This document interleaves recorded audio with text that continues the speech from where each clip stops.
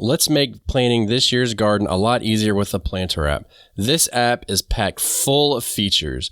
It has companion and combative planting, which are indicated by green and red circles. It has a simple drag and drop interface. It has 80 plus plants and thousands of varieties.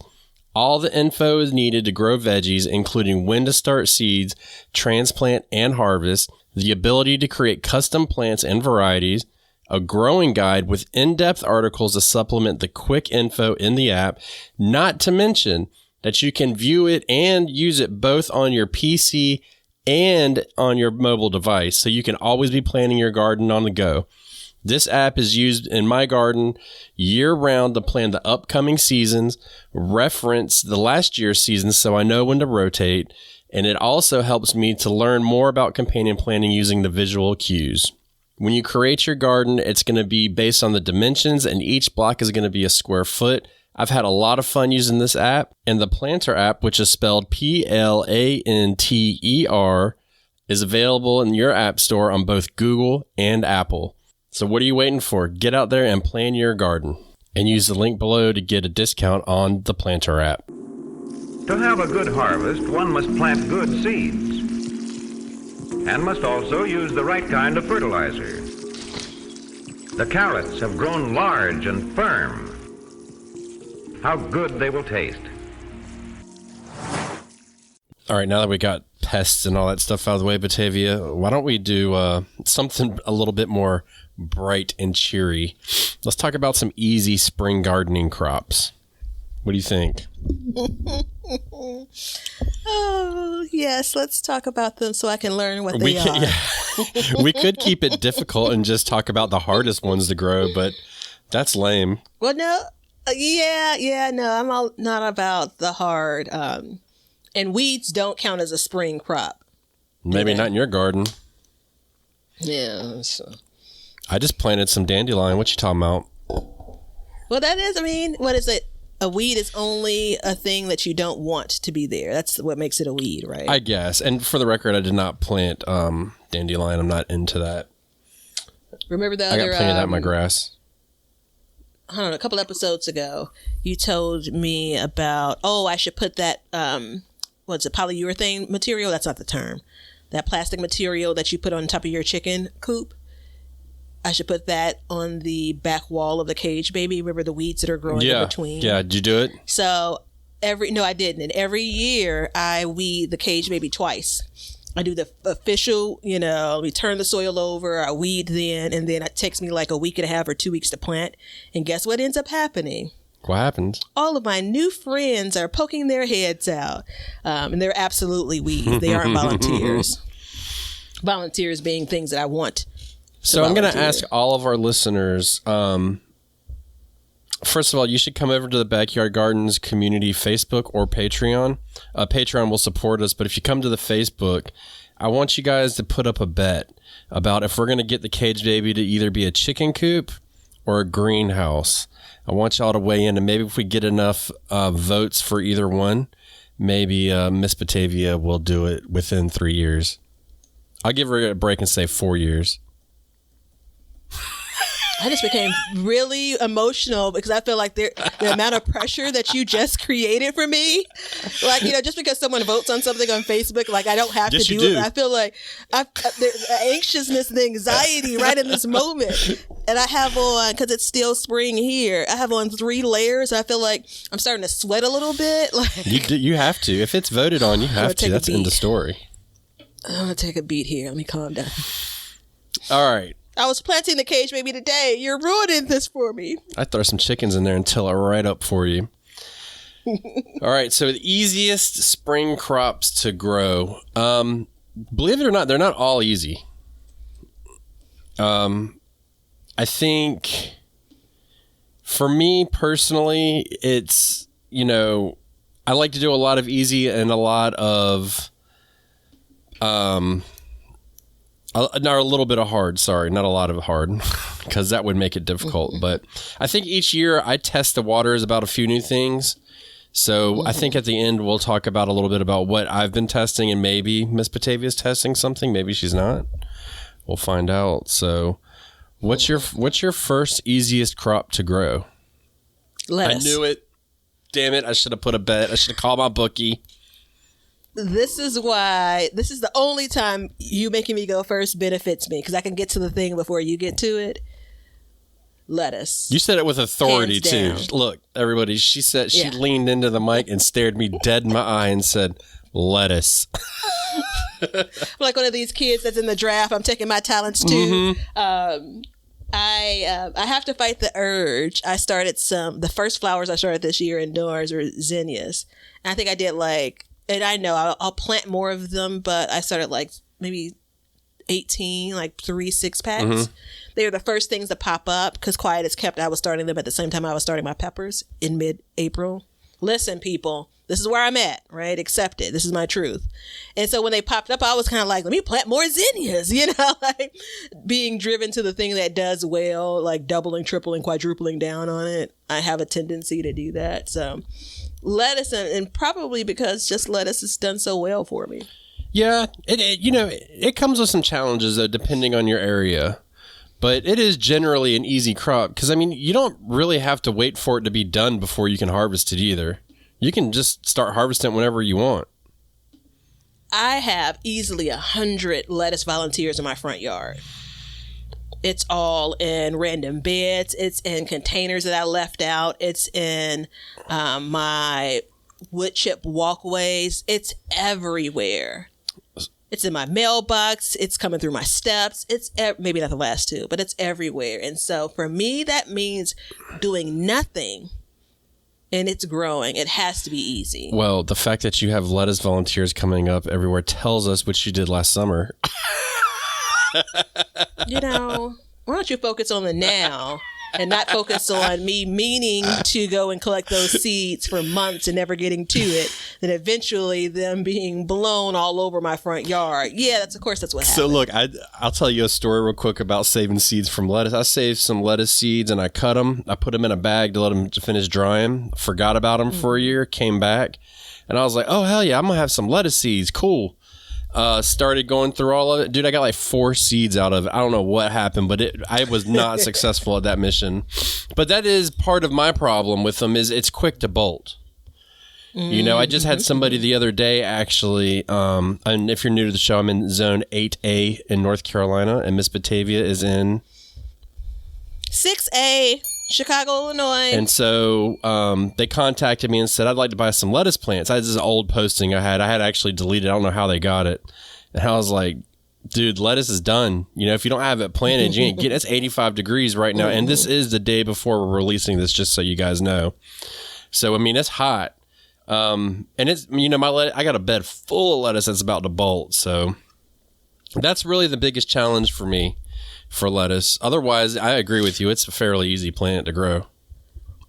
No, I think you're spot on with that. It's actually some of the lettuce that's bolting is the lettuce, some of the lettuce that's volunteering is lettuce that bolted last year. So I don't even know for sure if I really enjoyed that because it was a new variety. And I'm not even certain of the variety because there were 3 new varieties. It's a thing. But yeah, even in Chicago, I'm definitely going to have some lettuce bolting before it gets to full maturity. If I'm planting I'm going to say even if I plant right at the beginning of spring, because the growth of that lettuce still is it's pretty slow comparison. Yeah, I got a cooler of lettuce in my garage right now, actually, that I'm trying to get rid of because I can't eat it on. I've got a whole another 2.5 rows of lettuce that I've got to harvest within the next week. All right. Mine is going to be specifically snow peas.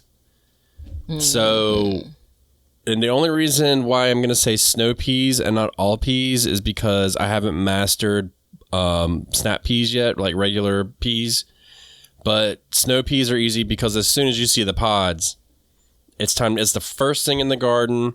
It's one of the first things to harvest. As soon as you see the pod, you harvest it. It's a nitrogen fixer. So if you don't know what that means, basically the roots get little nodules on it that leave nitrogen in the soil and it finds its own nitrogen, so you don't really have to give it a lot. Super easy. Super, super easy. Now, on a side note, remember I told you I didn't have any peas to grow this year? All those ones. Have you seen my garden? Look at the cattle panel. I thought this was a whole a thing we were doing. Yeah, I saw the video. You see those peas? So yes, I've seen it. It shocked me the other day. I was like, for real? But so I'm starting to harvest some regular peas, but I haven't really figured it out yet. So I'm not comfortable saying they're one of the easiest, but I could see where they would be. It's just a little bit more of mature time for the pea itself. I'm so disappointed because I gave up on sweet peas, green peas this season.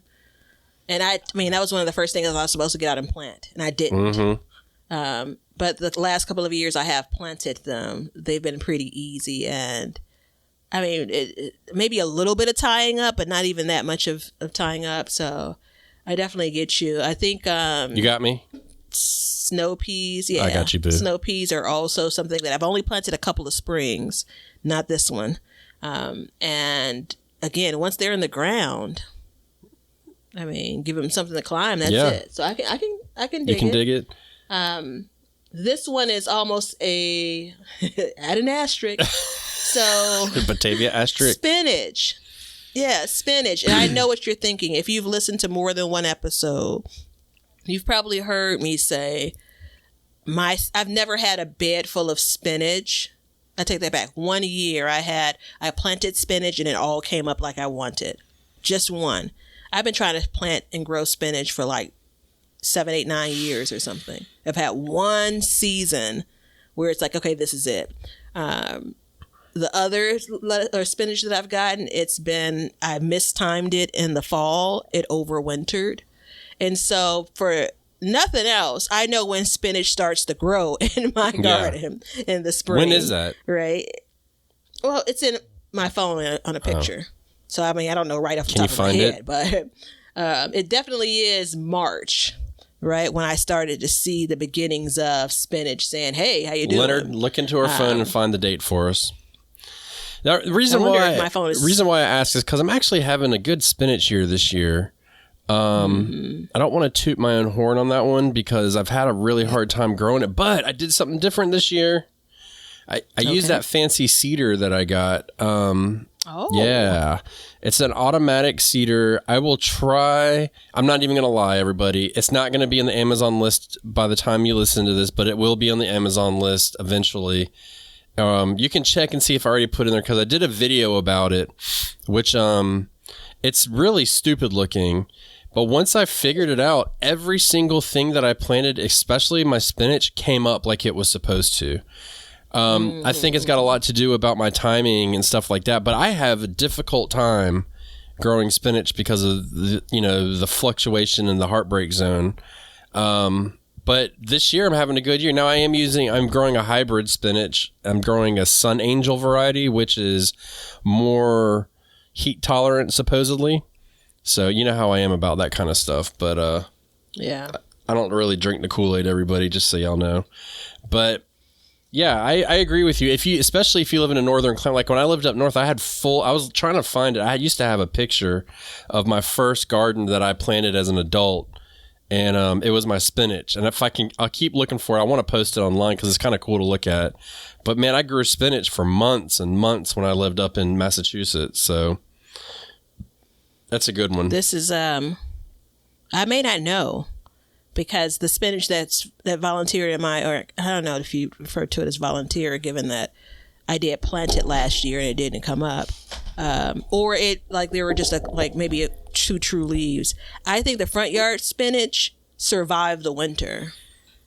Yeah. I think the tops never died and then it just put on new growth when the weather got not so cold. And the backyard spinach, it was under plastic. So I have a picture from February 26th of this year where spinach was in the ground.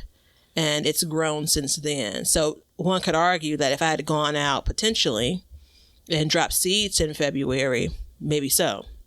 Anywho, I'm not going to give up on fall plantings, but I'm going to put my money where my mouth is and focus on spring for spinach. Seems like my best chance. There may be some test that happens with spinach, which we'll talk about on the other end of the episode. Yeah. It's you know what? It's important to note that both actually everything that we've mentioned so far, I have not had major pest issues with. Peas are the only one that will get aphids, but I haven't had any real issues with lettuce or spinach as far as pest goes too. So that's a win for sure. Wouldn't you say? Absolutely. I'm gonna give you another one, and it's kind of a give me. I feel like we need to have an asterisk section too, though. But radishes.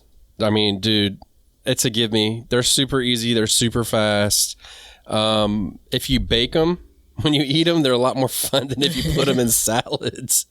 I'd be getting tired of eating them in salads, but I planted them with my carrots at the same time, and I have like 4 radishes left in my garden, so you know they're really fast, and it's another one that I don't get a lot of pest issues with either. So I didn't anticipate that being one of the benefits, but the thing is too is you can get different varieties of radishes. So don't just go out and buy the first pack of radishes you see. Like, I think people should test out radishes and, you know, different things like that. So, and I've actually been doing that, and I'll talk about that at the end of the episode as well, about different radishes that I'm testing. But we've used, you know, typically we've done like the French breakfast radishes, the red champions. I've done some icicle radishes. I think you gave me some icicle radish seeds. I wasn't a huge fan of those, but it was a different look. It was a different way to grow. So, you know, and you can pack so many in a small space. It's not even funny. Yeah, I'd play around with the size you harvest them at as well. So that the flavor tastes a bit different. I mean, I think it's just one of those things you can add on. It's rewarding to get to harvest something, you know, early in the spring. Yeah. And so radishes can be on that. It was on my list. Did you see me grimace when you named it? I thought you were just saying because I cheated it. I cheated. No. Well, and the thing is... Well, I would have been cheating too, so... The thing that's cool about it is, you know, you mentioned that the taste can be different. And the same thing goes with all radishes, though. If you leave them in the ground long enough, they'll get spicy. And sometimes it's nice to have a little bit of a spicy radish mixed in with all your other ones. So, in my book, you know... And that's... In your book. Yeah, and that's something that you don't know until you grow it either. You know, you don't know what a spicy radish is until you grow it, because you don't get stuff like that at the store. The caption says, you're a bug. Thanks for calling me a bug. Give us your next one. So my next one is arugula. Arugula. Never grown it. Huh. Have you ever had an arugula salad somewhere, like with baby That's arugula? Exactly why I've never grown it. Yeah. It's that peppery taste I don't like. Well, when it's younger, it's not as peppery. Oh. So you like the spice. Well, are you describing the spicy mustards in the same, like you like spicy mustards? Yeah. When you think of arugula, is that the same for you or is that different? No, so the spicy mustard has the wasabi spice to it. Peppery is different. Peppery is different. Yeah, I'm not a fan of the peppery. But that's okay. I don't have to like everything. No, I was just trying to think to myself, kind of tasting them in my head. I didn't have lunch before this episode either. They are different. Yeah. I agree. But all that said, the younger arugula is, the less peppery it is. So there's that. It's pretty hardy as well. And to the point of eating it younger, potentially, you can get in and get out with it. And it kind of goes again, like I'm not going to, have a full bed of arugula and eat like a full plate of arugula. It's going to be something that I'm adding to, my dish, a different texture, if you will, just based on the leaves. And the taste clearly is different. It doesn't taste like your regular lettuce, no matter, what size you harvest it at. Yeah, I'm going to go with arugula. If we weren't recording, I'd be putting some seeds in the ground now. It does bolt, though. Does it? And so, yeah. And so you got to figure out what time. Not only does it bolt, but it also gets, the hotter it gets, the pepperier it gets. You want to hear something funny? So there's that, too. Mm-hmm. So when I had arugula, I went to a restaurant. I've had it multiple times, but this one restaurant I went to, I ordered an arugula salad. and they brought me out a salad that had everything in it except for the arugula. And it was in spring, and we were sitting outside, and I was like, ma'am. So first of all, this was up north. And when I said ma'am, they were like, don't call me that. And I'm like, dude, this is how I am from the South. We call everybody ma'am. And she's like, what's the matter? And I was like, there's no greens in my salad. And she was like, oh, and then she handed me a pair of scissors. And I said, what am I supposed to do with these? And she goes, well, it's growing right next to you. Just clip what you want. And I was like, you want me to harvest my own vegetables and then eat it? I was like, okay. So I cleaned it. It was gritty, dirty, and I ate it. And I was like, we ain't coming back here no more. We're done. But it was definitely peppery, and I was not feeling it. So, yeah, it was weird. It was the weirdest experience I've ever had at a restaurant. What is it? Harvest the table. Talk about poor execution. Yeah. Huh? I mean, I don't know if it would have been better if they would have put a pair of scissors on my plate or something. I don't know, but it didn't work out well. But there was definitely planters lining the whole porch, and they had different vegetables in it. And when I went by in the summertime, they had jalapenos growing, and people would pull the jalapenos off and eat them. But we never went back to the restaurant because I wasn't impressed. So there was that. Like, damn, what? I got to pay a lot of money just so I can harvest my own food? I can do that at home. It's like the equivalent to self-checkout. Yeah. Yeah, exactly. So you mentioned my next one, and I don't care. It's mustard greens. I grew them for a long time, and I grew them for 2 years and never got around to really eating them because I grow them in the wintertime. We just kind of grew them. I don't know why. And then I think it was this year, I was like, let me eat one. And I ate it, and it had gotten spicy, and I was like, this is what I want. And so that was really good because it grows in the wintertime where I live and well into the spring. So we plant it in November, and we're harvesting it all the way up until April. And I mean, the spiciness of it's like you said, it's definite, or at least the variety I'm growing. I've only grown one variety. I just keep saving the seeds. It's very wasabi-esque flavored, but it's another one of those that I just have not had a lot of pest issues with. I think it's because it grows in the middle of winter, though. So that may have something to do with it, but it keeps growing. It doesn't stop. And actually, if you live somewhere, based on what I've read, where you get tomato or you get root knot on your tomatoes, if you plant mustard behind your tomatoes and then at the end of the season, just basically cut it up and let it fall back and mulch it back into your soil, it will help with those nematodes that create that root knot. So it can help combat those. So that's an extra win on that one, but it's super easy to grow. It's very forgiving. And if you like it spicy like I do, once it starts to bolt, it don't really matter. You can keep eating it until it like really bolts. And then it kind of, you know how plants will get kind of funky looking and all that stuff once it really goes to seed. But it's really good. It's just super easy, and it doesn't take up a lot of space either. So like in the winter time, we had issues this year with moisture being like in the garden all the time. But because it grows at a more upright than a lot of your other greens, it lets that airflow go in, and I didn't have as many issues around my mustard greens as I did other plants. Yeah, I am not so sure how I feel about mustards. I think it's a take it or leave general. it vegetable. I mean, it depends on your taste too. You know what I mean? Yeah. I think it's I think that mustards are kind of like spinach, and I don't know if I'm ever really planting it at the right time. I'm pretty sure I have a whole section of my garden where I'll have mustard volunteers. And there are 2 mustards I had last year, Green Wave, and there's another variety. And one of them I preferred to the other, but I didn't collect the seeds on either of them.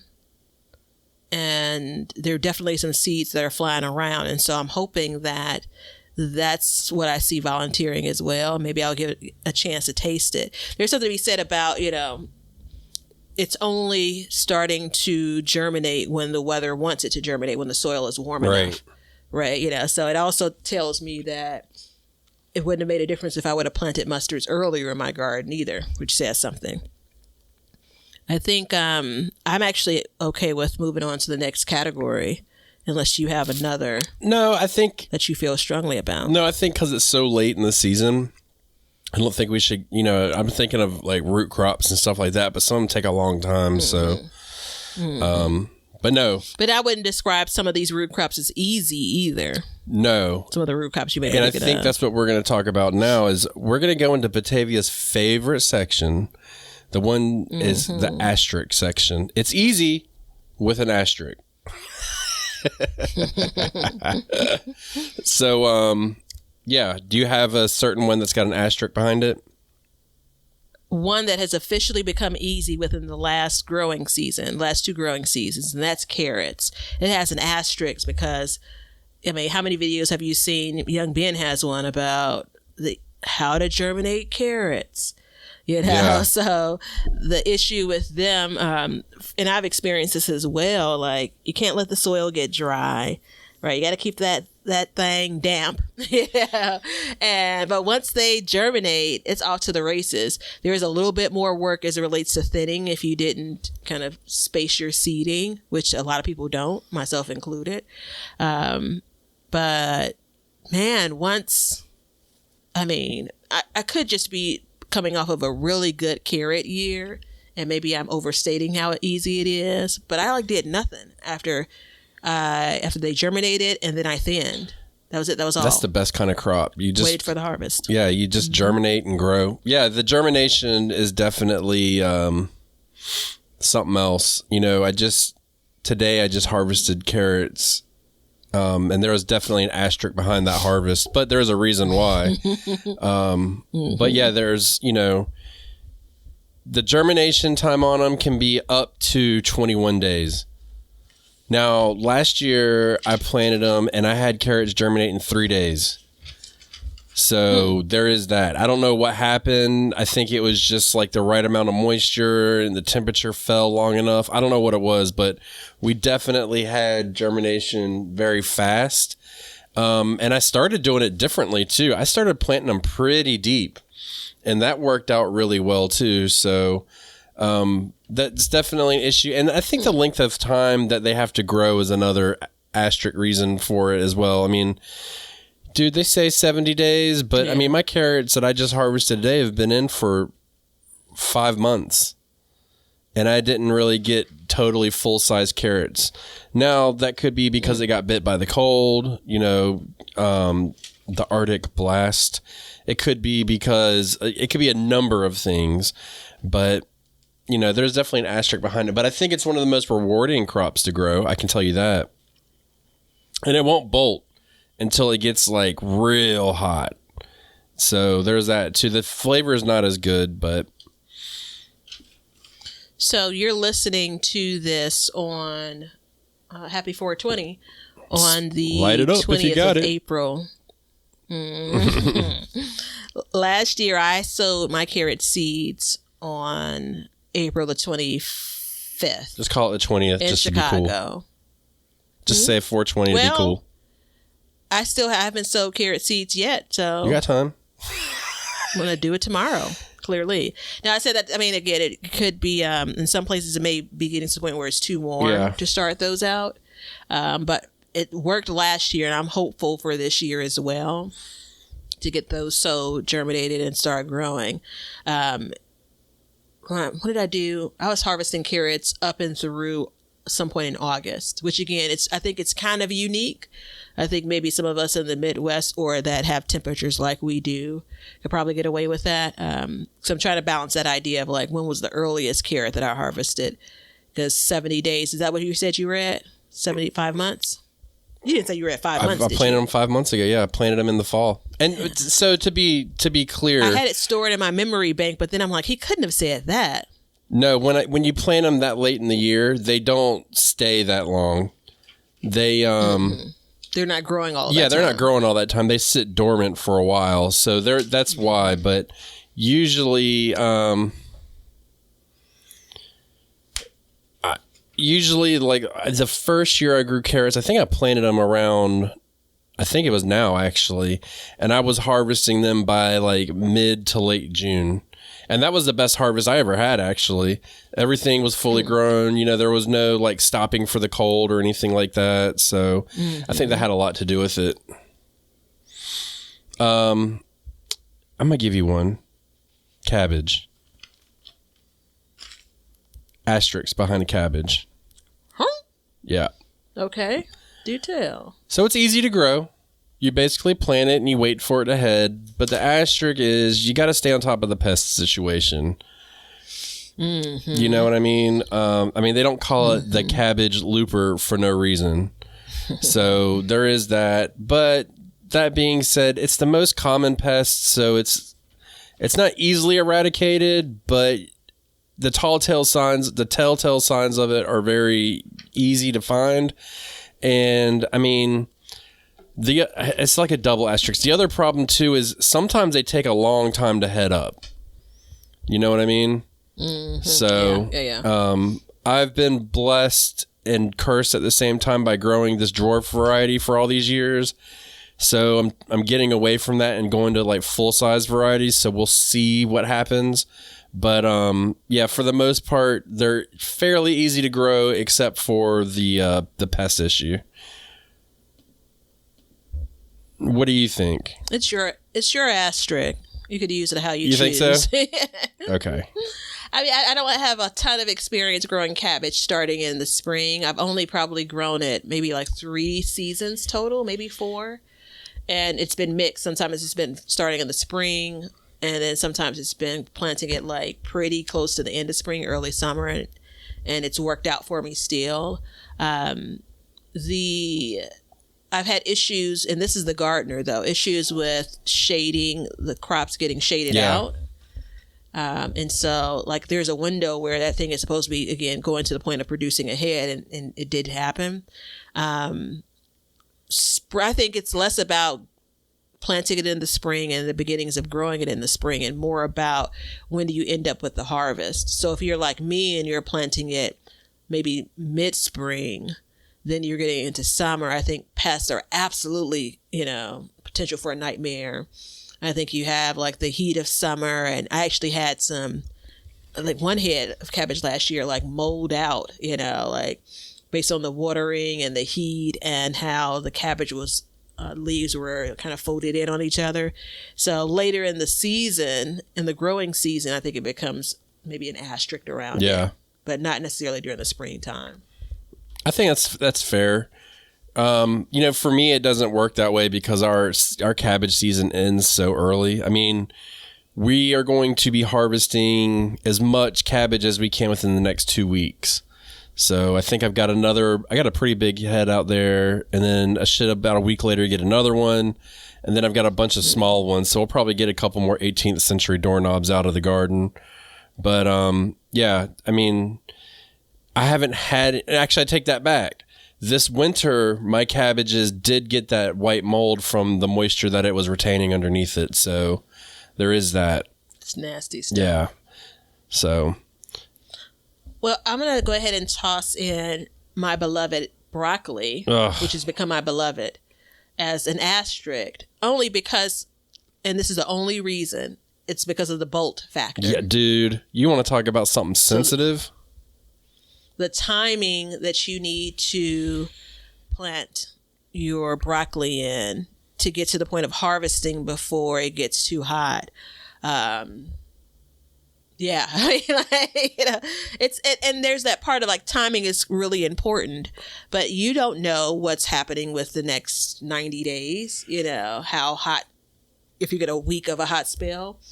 At the beginning of February, we had a solid week where the temperatures as a high most of the day stayed in the 70s. And sunny. That's hot for the beginning of April. Then that next week we went down to, on my average last frost date, freezing. We actually, again, I forget that we're recording this near in real time, and we're going to get down to near freezing at some point in the next couple of nights. Monday is scheduled to get close to freezing. So what are you going to do? But anywho, broccoli could be a joy. my broccoli transplants that I purchased did survive that 32 degrees. Just a note. I know that you already knew that, but I didn't know it for sure. I was uber nervous, but I said, F it. I'm going to see what happens. They love it. Now I know. Yeah. I know if it was an established plant, it would have been fine, but these were like fresh out of the 6-pack. Yeah. Just stretching their legs and all. And no worries at all. So I won't run out panicked anymore, with my bed sheets and things. You want to know something crazy? So I had a company send me a planter. I did a video on it, and I planted a pepper in it. And unfortunately, like 2 days later, the planter got blown over by the wind. And when I pulled up the pepper plant to put back into the pot, in 2 days, the roots had already taken away from the root ball and started growing outwards in only 2 days. Oh, that's cool. Yeah. So it that question of established, I don't know what that means. I don't know the terminology behind it, what actually determines if something is established or not. But based on the speed that happened, I would say that it's probably not as long as we think. You know what I mean? I think it depends on the vegetable.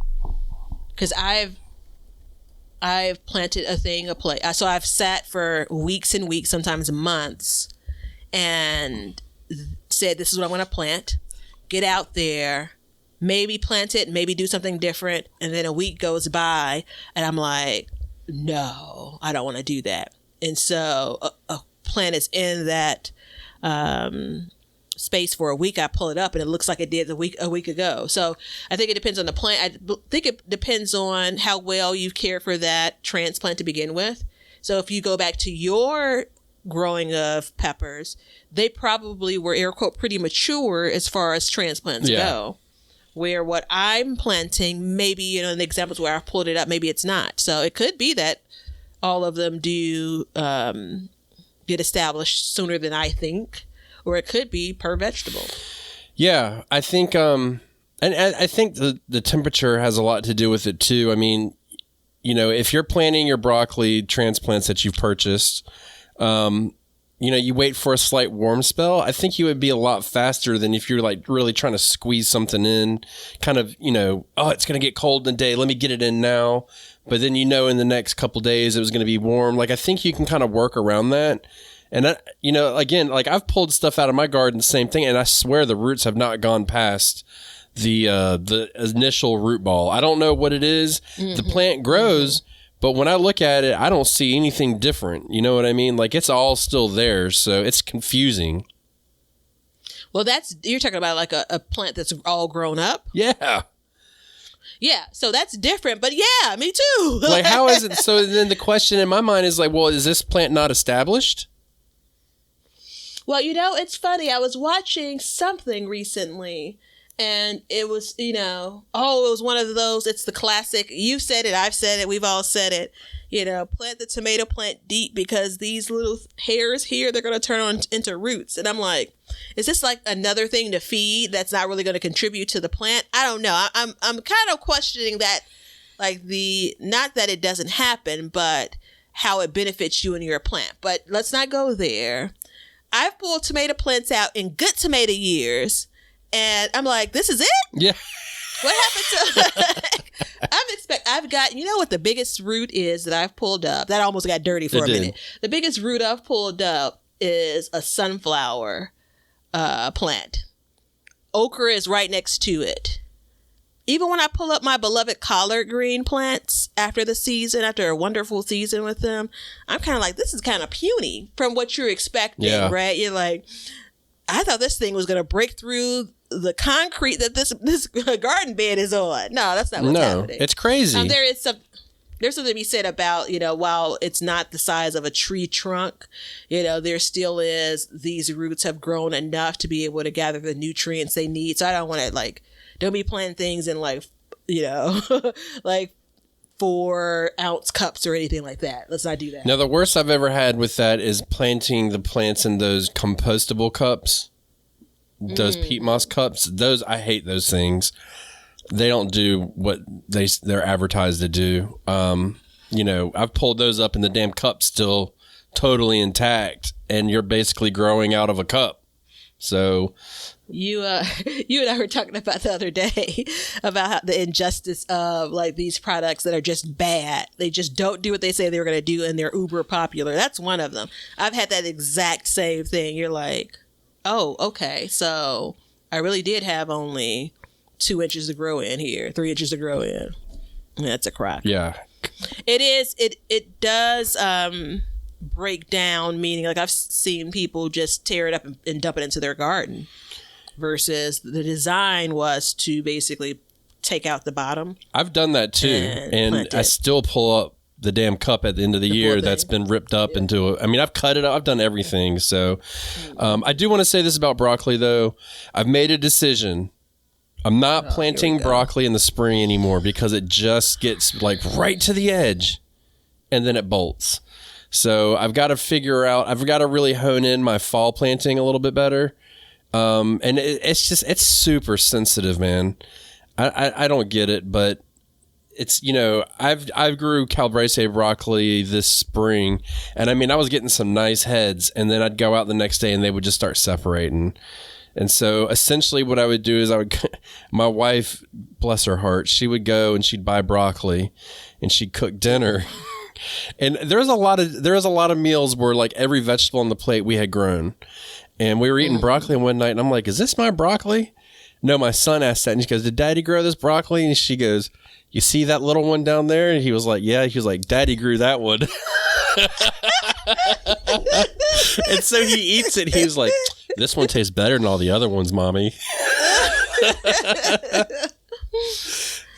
A part of the thing that's not on our 2023 goals, but it's the thing that I need to promise myself to do is I've gotten pretty close with growing broccoli from seed, like getting to the point of transplant, but I've not. The broccoli, I planted it. So I purchased broccoli, cabbage, collards as transplants this year. And I have broccoli, cabbage, and cauliflower. And I have some cabbage that came out of my own garden or at my own seed starting area. And so I've never planted broccoli in the fall.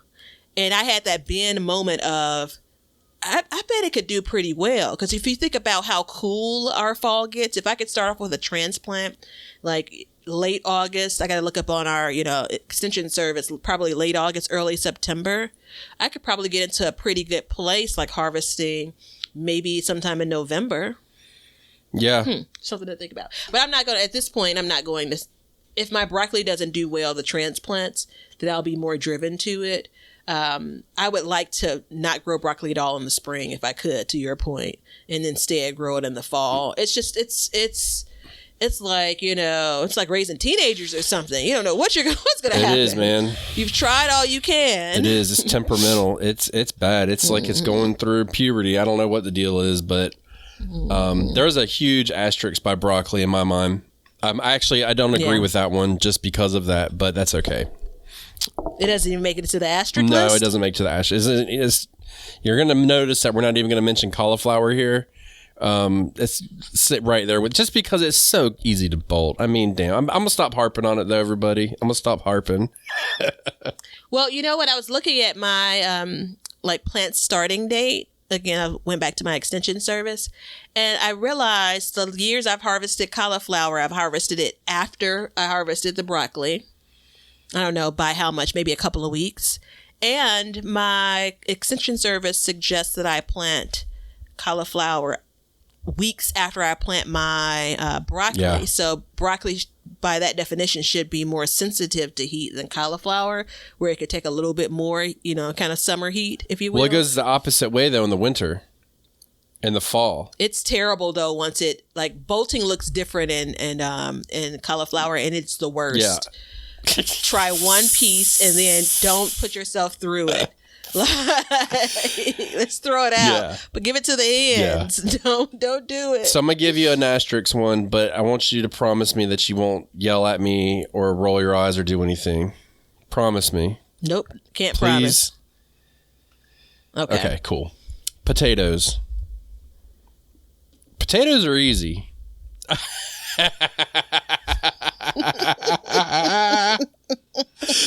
Batavia turned her camera off as soon as I said it.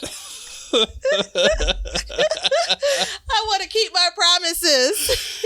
Potatoes. If a tree falls in the forest and no one hears it, did it make a sound? Yeah. If I roll my eyes and I'm not on camera, did I really roll my eyes? She's probably got both fingers up at me right now yelling.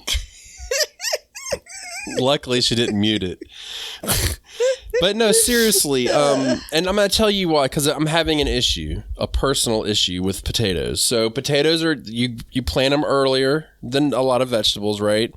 And I know that, and the reason why we're doing this in April is because we know that a lot of people that are listening to us, some people still have snow on top of their beds, and it's the last snows, but there's still snow.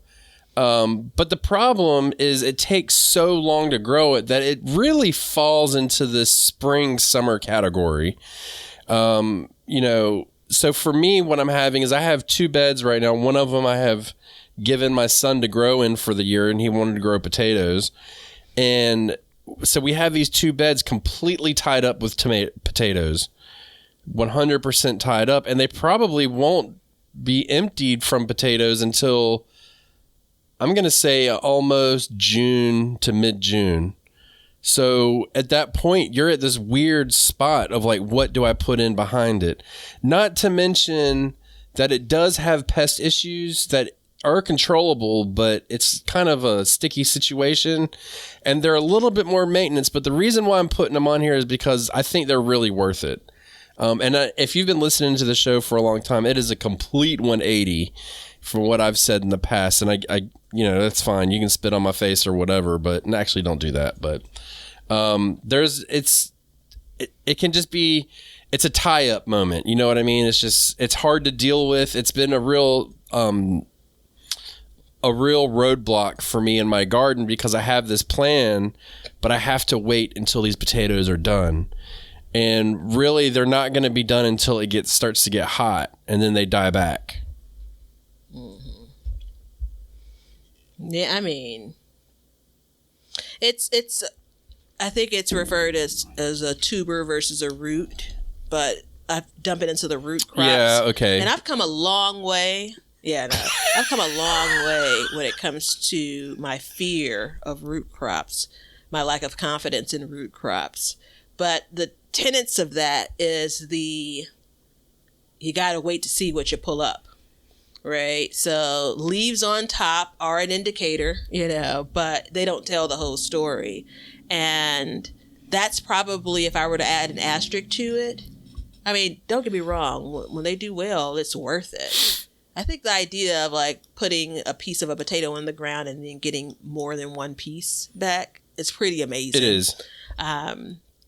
But I do think that it maybe, I've always loved potatoes. I was going to say maybe when I was under, kind of eating differently, this wouldn't be so important to me. There's a lot of hope and expectations around potatoes for me. And that alone puts an asterisk around it. Yeah. Like the potential to be disappointed. But you all have heard me whine about that before. And just wait, there's going to be an opportunity for me to whine about it again, I'm sure. I get it. They are a little bit sensitive to cold, right? So if you do get a hard freeze, you may want to protect them. I said a hard freeze, once they've emerged from the ground. And then I'd skip ahead. Well, I'll meet you with disease, so I could see that too. Yeah. And then I'll skip ahead. There's one thing that a lot of these crops, not all of them, I could probably go back and add, a special note, maybe not an asterisk. Any of these crops where it's like you planted there this year and you really don't want to plant it there again, like those bother me. So you can plant lettuce anywhere you want and keep on planting it over and over and over again. But I was just thinking about how you don't want to repeatedly plant potatoes. You want to rotate those crops, they're disease and pests that can take out those crops. Potatoes are a good example of that. You can probably get by mostly unscathed with your peas and all. But cabbage, we talked about that. Like, these are things where you're putting it's a lot at stake when you talk about the space you're dedicating to it. And you have to be there. I think they're picky because of that. Yeah. There's a lot to potatoes. I've actually got a video coming out, I think today or that day that this releases about potatoes and what I'm doing with them and, hilling them and fertilizing them and all that stuff. But I think the thing with root crops and, look, tuber, root crop, whatever, okay? And I saw you roll your eyes when I said that earlier. So I think the thing about it is it's a confidence thing in the gardener. And the first time you grow something like that, you legit have no clue what's going on. The only thing you have to look at is the tops, which is a good signal. Is the top healthy? Is it growing? Is it getting big? Is it, flourishing? Then you know that something's going on underneath. And I think it's just taking that chance and stepping off into the deep end about, trying something out. And then, dude, once I grew my first thing of carrots, I was like, oh, I'm hooked. I'm done. I'm growing carrots. That's it. I grew potatoes, sweet potatoes, same thing. I let them bastards sit in the ground for 115 days. That's a whole season, almost like the warmest part of the season. But when I got my 40 to 50 pounds of potatoes out of there, guess who was laughing all the way to the kitchen? So, it was just one of those things. Like, I think it's a confidence issue. And I think it's just, we have to kind of, once you do it, you get better at it. So, yeah, I think I put in the chat heavy feeders. Yeah. And that's an experience, and it's more of an experience thing. Right. So, I'm resistant to that, but there are vegetables that require more nutrients than others, hard stop. Yeah. And everything can't be treated the same way. When I mean treated, nurtured the same way. And I think that potatoes are a good example of that. The internet will have you believe, though, people are just tossing them in and never doing anything, and I can't believe that unless I don't understand how rich that person's soil is. And I think that's something we don't talk about often. I don't want to, open that can up here, but no, I do want to. All soil isn't the same. No, I do want to say something about the internet, and then we do need to move on to what we're trying in our gardens.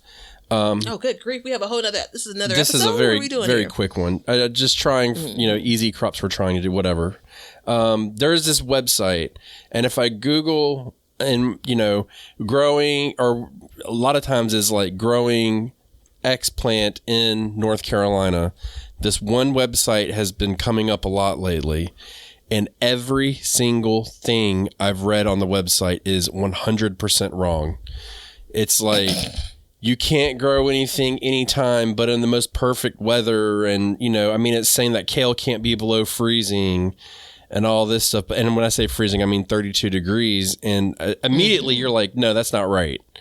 But it keeps coming up all the time. And I'm almost to the point where I'm going to put this website on blast because it's terrible information. But you just be careful about what you're reading and, all that stuff. So the internet doesn't tell the truth all the time. But you said something. Go ahead. I saw on the internet this person as a comment, like a review. A review. They planted 8 sweet potato slips. So, kind of toss it in and do nothing. And I think they said they harvested like 60 pounds of sweet potatoes. I'm just like, who are you? Where do you live? Come do this in my garden. That's what happened to me my first year with sweet potatoes. I planted 6. Yeah, luckily I know you. Yeah, I'm not full of crap. Just part full of it. Not about this. Oh. So you said earlier you were trying some new stuff for spring. What was that? Well, I don't remember how we worded it. That wasn't exactly true. So this is the Look who's second full of or crap third now, everybody. year. I know, right? I never said I wasn't. You're the one making those proclamations. So this is the 3rd or 4th year that I've walked out into my garden in the spring, and then I found spinach that I planted in the fall. And so I have a vision of my spring garden just having rows and rows of spinach. I've had it for a while. Never been able to pull it off. I think that someone walked behind me 2 years ago and picked up every single spinach seed that I put in one of the beds in the front yard garden. That's the only thing that could make sense. Anyway, last year I planted some spinach. If I needed to, I could go back and figure out the when. It did very little, then the winter came. And when I removed the plastic from the bed in the backyard garden, I point that out because that's like pretty shady during the winter and early spring. And I have to harvest it today, I think. The biggest, like 1 or 2 spinach plants. The plants are big as your head. We know what's going to happen when, we put them in the skillet, but that's not the point. So the try is, I got plenty of beds. I got plenty of plastic. Yeah. Intentionally, and this is what I do believe when folks refer to overwintering, what they mean. Intentionally plant late into the fall. And there's probably a science. There's probably this bit of like, oh, it needs to germinate before the really cold hits. I'll figure all that out. But what happens when I pull that back the plastic next spring and I have the bed of spinach that I want? It's still tasty. I'm not doing any kind of spinach taste test. I don't know if it would be better if I would have planted it in the spring versus overwintering it. But that's talk about like setting it and walking away. Yeah. Yeah. Overwintering spinach is the short description of the trying something new. Intentionally overwintering spinach. I'm hoping to do something similar to that next year. We'll see. With? Spinach. Oh, yeah, spinach. Okay. If I can get it to germinate in the fall, that is, then I will do it. For me, the thing I was going to talk about, I was talking about radishes. And I have a recipe that I've cooked for a long time. It called for daikon radishes. And the thing about them is they're first of all, they're hard to get in the grocery store. But the other thing is they're a tillage radish. So if you do, and a lot of people might not know what that means. A tillage radish is basically, it'll just pound through the ground. And I have compacted soils in my wild garden and I'm working on it, systematically. And this year I'd planted it in the spring, never grew it before. And it didn't get real big, but it definitely started to form. So I was looking at it again and I was like, you know what? First of all, I love to eat it. And the other thing is if you let it overgrow and then you till the radish and everything up, because it tills so deep, it'll absorb the nutrients. And I guess when it basically compost away in your garden, it'll re-release those nutrients. So you're kind of getting a couple of things going on here. So I'm thinking about next year just doing a couple things. One, I need to really sit down, and I have time to do this. I'm not rushing, but I'm going to look at what I want to grow as like each crop. And I may end up doing like monocrops in each of my beds. And I may end up doing daikon radishes only in one of my beds and start systematically working my way through that section of my garden. That's the worst for the compacted soil in doing that. So we'll see. Now, I was kind of surprised. My other radishes I planted, they were almost gone. And the daikon radishes had hardly gotten any size to them, but I'd never planted them before. So it was a good learning lesson. So that's what I'm going to be trying with spring crops. And unfortunately for me in my area, spring is over. I have one bed left and it's like, dude, I'm sweating the heat right now. So I've got to get out there and get harvesting so I can get my sweet taters in. Cause I got some sweet potatoes that I got at a big box store. They were already in 6-packs. I'm pretty excited because my sweet potato slips didn't do well this year. I am risking it all. We're past the point of me starting sweet potato slips, so I'm really hoping that the big box store doesn't let me down. Dude, I'm gonna go to Home Depot. Yeah, that's where I'm hoping. They wouldn't be out yet in my area, but that's my plan. That's where I got mine from last year. I'm pretty sure they basically sell the same things all the way around. I don't care for the sweet potato variety that they have. There is that. Is it Beauregard? Yeah, Beauregard. They're a drier potato, which is the benefit is I just recently learned that I really I'm just absolutely in love with sweet potato pie, and Beauregard sweet potatoes are good for sweet potato pie. So there is that. So I can eat a hell of a lot of sweet potatoes, but I have my Georgia Jets as well. So that's a whole nother episode video or something like that. So everybody, Those are the easiest crops, the ones with the asterisks and all that good stuff. I hope you enjoyed it. Come check us out on Patreon, Apple subscriptions to help support the show, Amazon list below, all of our affiliate links. Come see us on Facebook at the BYG Community Garden, and you will be amongst other listeners. And until next time, everybody, let's learn to grow and grow for change. And happy 420. See ya. Now you know why people feel like celebrating at harvest time. All over the world, people have feasting and good times when the crops have been gathered in. Hey, everybody. Thanks for checking out the Backyard Gardens podcast. If you like what we're doing and you want to continue to support the podcast, head over to our Patreon page to sign up. You can also make a one-time donation using PayPal. Both of these links are in the description. With your support, we can continue growing and helping others in their gardens. See ya.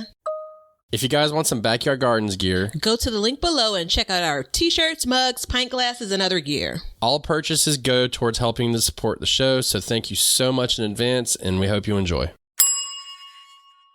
We want everybody to have a garden, and we're going to give you a chance to win free seeds every month. Head over to backyardgardenstv.com and enter your email address to be entered in all of our giveaways. Good luck. We want you to be a part of our gardening community. DM us a picture of your garden at Backyard Gardens TV on Instagram, and we will share it with our listeners.